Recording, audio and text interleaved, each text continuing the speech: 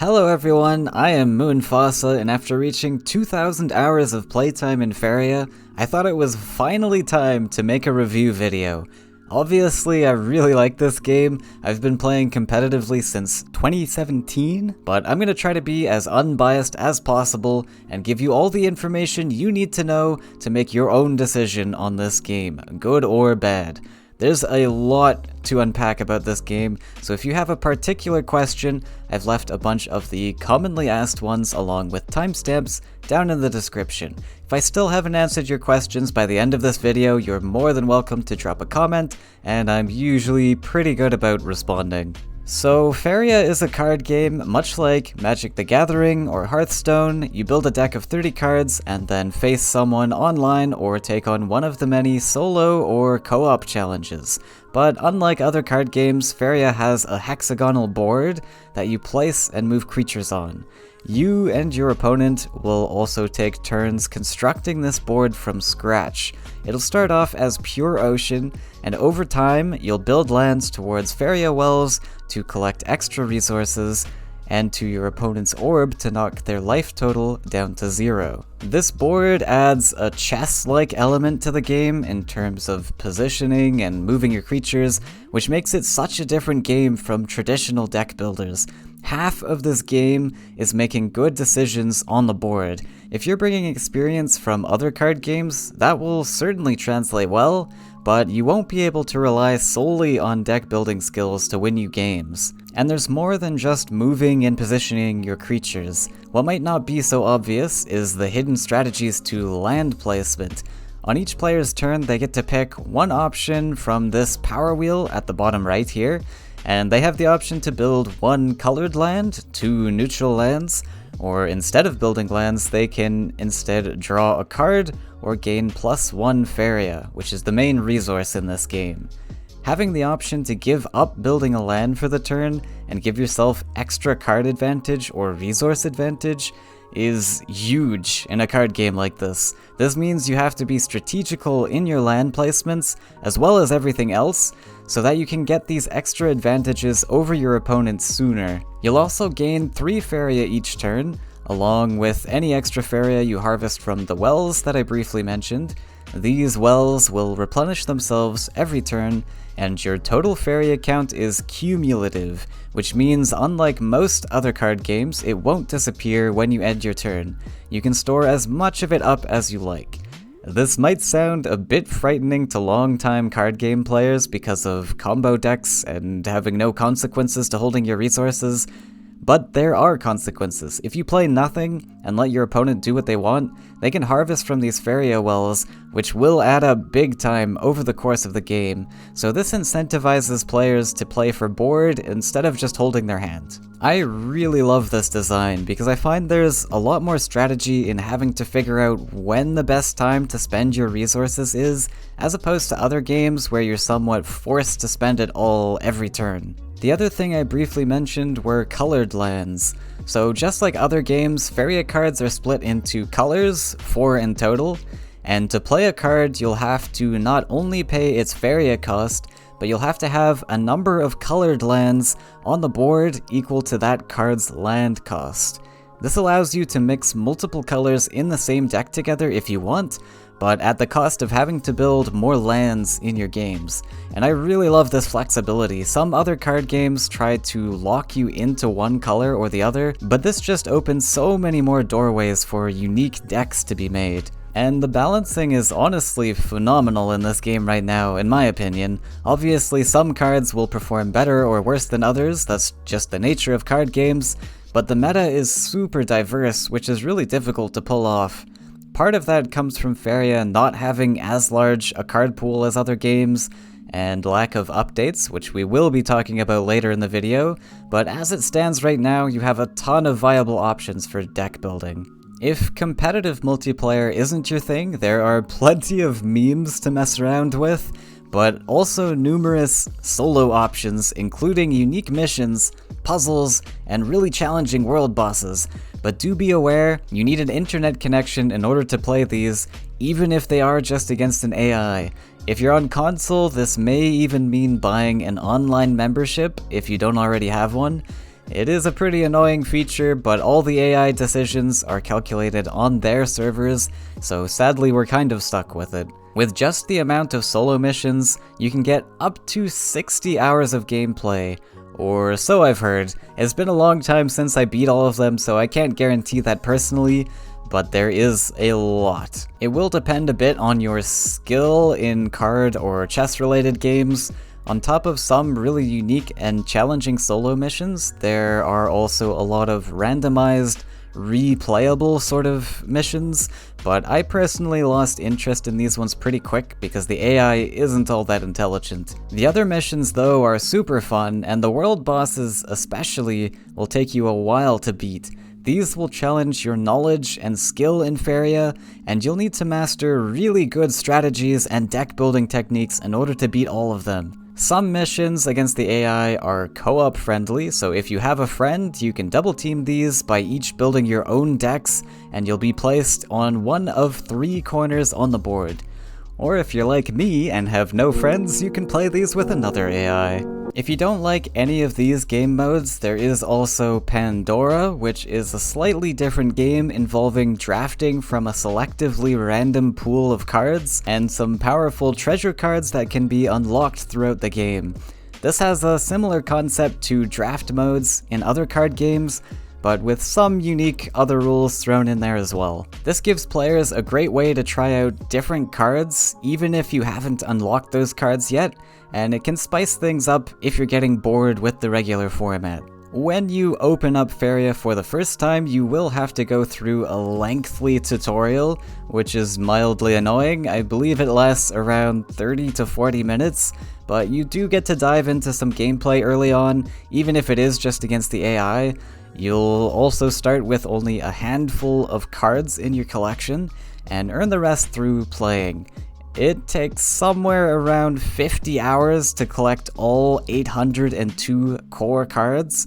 Again, I can't really guarantee how long that takes because I don't know, but that's what the developers have estimated, and it makes reasonable sense to me. There is also a premium addition to the game that doubles your XP, which is the main factor in earning new cards, so you could speed up this process significantly if you wanted to drop a few extra bucks.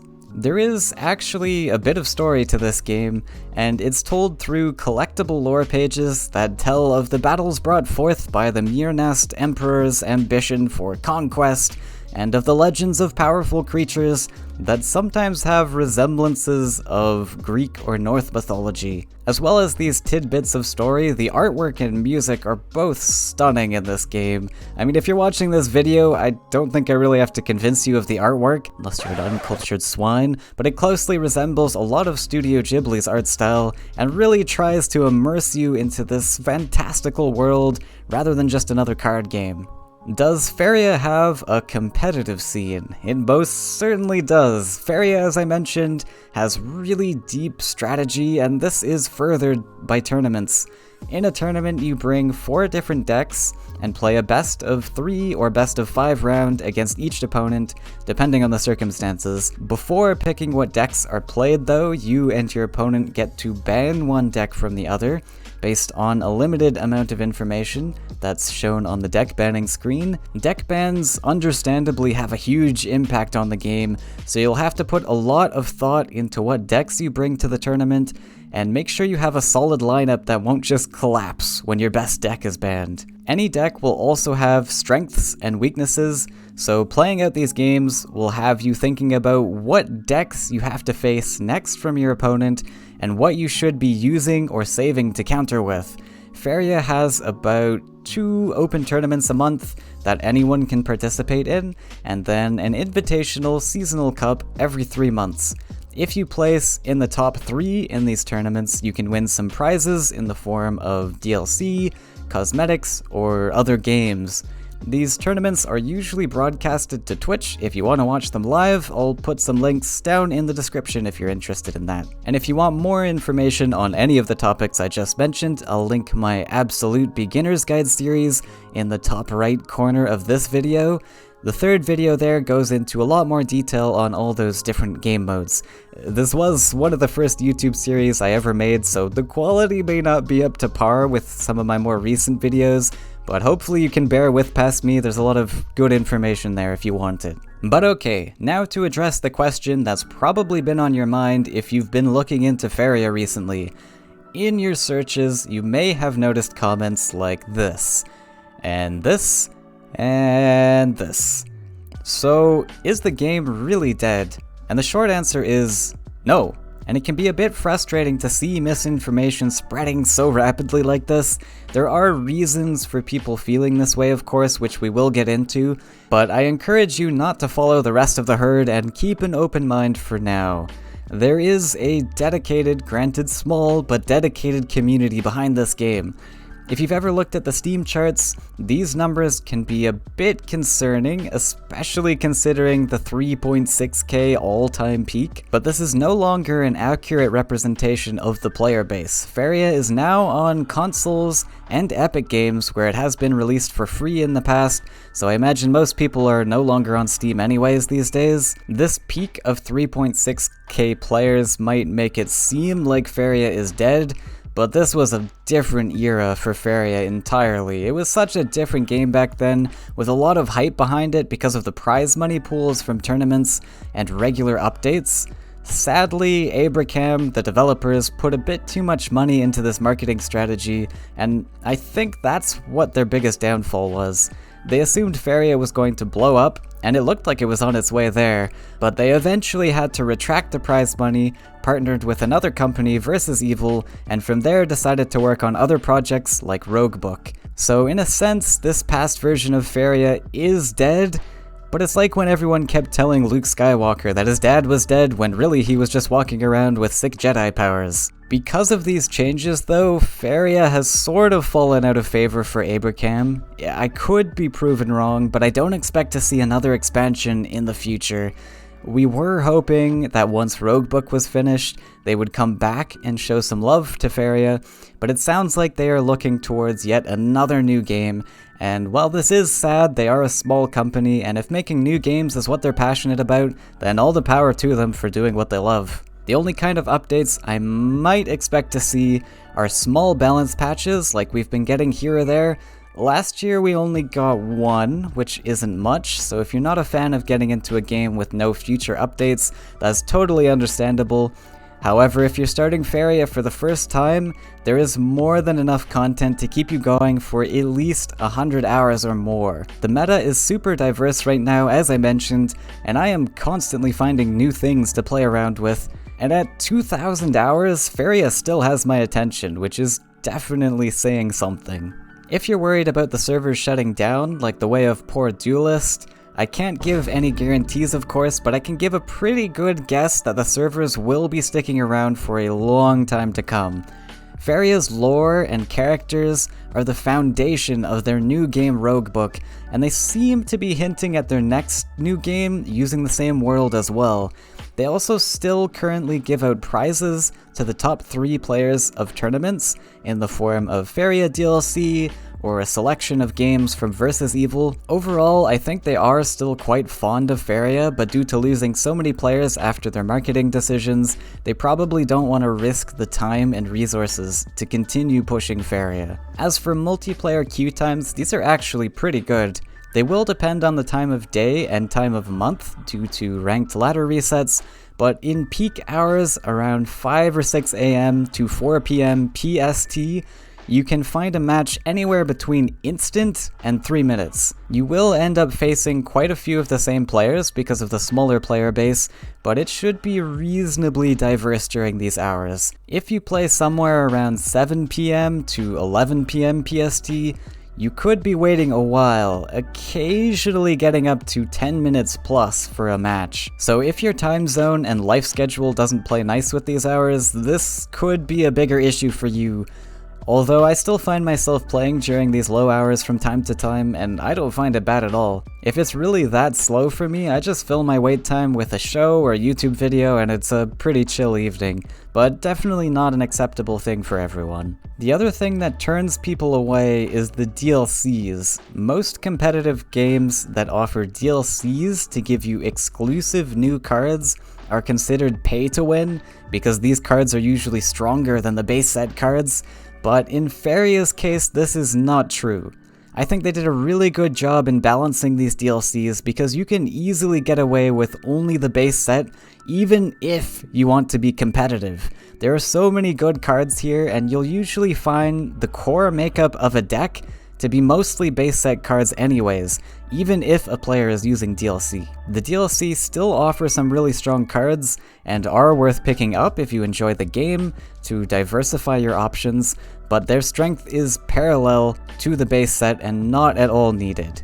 As a side note, if you get really into the competitive scene, you can actually win one of the expansion DLCs by placing in the top 3 in an open tournament, as I mentioned before. If you do decide to buy them though, keep in mind that there are only 3 purchasable DLC that expand your card collection. The Oversky expansion is free with the base game, if you see that name flying around, and the other DLC are just cosmetic bundles. You will not have access to the cards right away and have to earn these over time, just like you do with the base set, which some people aren't too fond of, fair, but you earn them super quick, there aren't too many to collect, and you get 10 starting chests along with each purchase. I personally like earning my cards at a slower pace so I can give more attention to each one and keep pace with my experimenting, but I can definitely see being upset about paying for something you don't immediately get value for. So after all that I've talked about, even considering the negatives, I would still give a high recommendation for this game. The strategy is so deep and complex, I think it's a must play for people who love card games or chess-like games, even just to experience the mechanics. I wouldn't say it's quite as deep as chess, but it comes pretty close with the positioning, tactics, and the other decisions to make.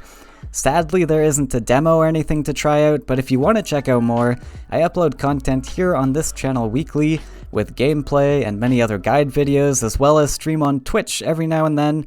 I'll throw up some links on screen for my Absolute Beginner's Guide series, some highlight matches from my Twitch streams, and some other things you may be interested in, but I hope you enjoyed. Let me know your thoughts in the comments, and maybe I'll see you in the next one.